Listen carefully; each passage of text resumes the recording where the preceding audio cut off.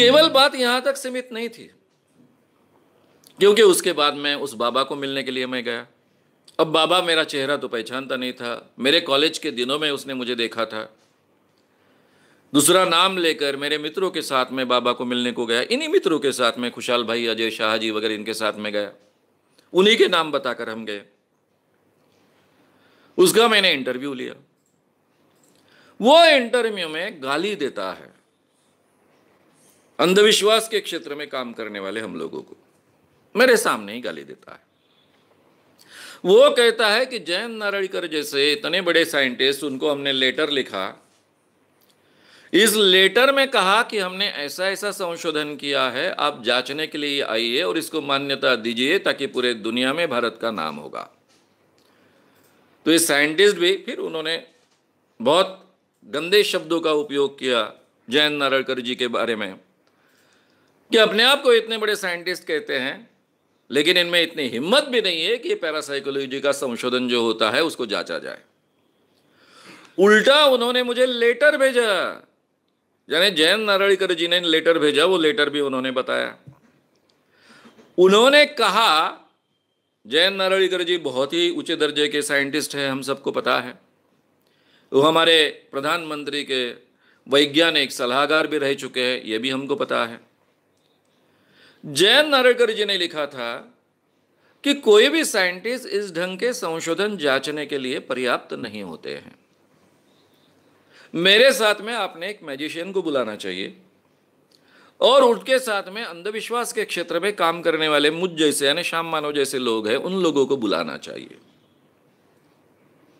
उनके सामने यह संशोधन का परीक्षण होना चाहिए, तो फिर उसमें से कुछ सच्चाई है तो सामने आएगी। और इसलिए उनको बहुत गुस्सा आ रहा था कि मैजिशियन को बुलाओ, श्याम मानव जैसे व्यक्ति को बुलाओ, और ये सब हो रहा है। अब ये सब जानकारी प्राप्त करने के बाद में अब हमको एक्सपोज करना था।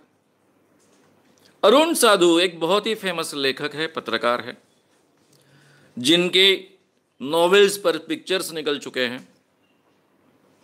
वे मेरे बहुत अच्छे मित्र थे। अब उन दिनों मेरे पास पैसे नहीं रहते थे, नौकरी छोड़कर पूरे समय ये काम कर रहा हूं, जेब पूरी तरह से खाली रहता था। उन्होंने मुंबई की प्रेस कॉन्फ्रेंस आयोजित की, पूना की प्रेस कॉन्फ्रेंस का अपने मित्रों से बोलकर आयोजन करवा दिया। इतना ही नहीं तो जाने आने का खर्चा भी उठा लिया। उसके बाद में औरंगाबाद में प्रेस कॉन्फ्रेंस हुई, उसके बाद में नागपुर में प्रेस कॉन्फ्रेंस हुई, और चारों जगह हमने श्री को जाहिर आह्वान दिया। ये सब जो मैंने आपके सामने कहा, प्रेस में सभी पत्रकारों के सामने कहा, और उनसे कहा कि सीधा सीधा हमारा 1 लाख रुपए का प्राइस है। उन दिनों में 1 लाख रुपए का प्राइस था, अभी वो 25 लाख का हो गया है। ये जो आत्मा के फोटो है, ये ट्रिक फोटोग्राफी है, ऑलरेडी छप चुके हैं, सबके सामने है। ये ट्रिक फोटोग्राफी है, इसके सभी प्रूफ्स हमारे पास है, किसने निकाले यहां से लेकर सब बातें हमारे पास है। ये सब के सब झूठ बात कहकर लोगों को ठगने का इनका धंधा है। अगर सही में आत्मा और आत्मा के फोटो लिए जा सकते हैं तो उसके लिए हमको सीधा सीधा इनको हम आह्वान देते हैं, चैलेंज देते हैं कि इन्होंने हमारे सामने ऐसे फोटो निकाल कर बताए, चाहे इंफ्रारेड से निकाल कर बताए, चाहे कोई भी टेक्निक से निकाल कर बताए, इनको हम 1 लाख रुपए का प्राइस देंगे। अब ये चारों बड़ी जगहों पर प्रेस कॉन्फ्रेंस हुई, बड़े पैमाने पर वो छपकर आई। परिणाम ऐसा हुआ कि बुत्ता जी बहुत बिफर गए। अब वो मालिक थे, उनको बहुत गुस्सा आया कि मुझे इस ढंग से ठगा गया। उन्होंने सीधा जो कवर स्टोरी लिखने वाले अरुण तामणकर जी थे, श्री के संपादक थे, जब से उन्होंने श्री ज्वाइन किया था, श्री कहाँ के कहाँ निकल गया था, उनको छोड़ने के लिए कह दिया। अरुण तामणकर जी को रिजाइन करना पड़ा। केवल इतना आउटपुट इस स्टोरी का आया, लेकिन इस ढंग से ये ठगी होती है, ये भी हम सिद्ध कर पाए। ये सबसे बड़ी बात इसमें से सिद्ध हुई। अगर आपको ये वीडियो पसंद आया हो तो उसे ज़रूर लाइक करें, लोगों में ये अवेयरनेस फैलाने में हमारी मदद करें। वीडियो को ज़रूर शेयर भी करें।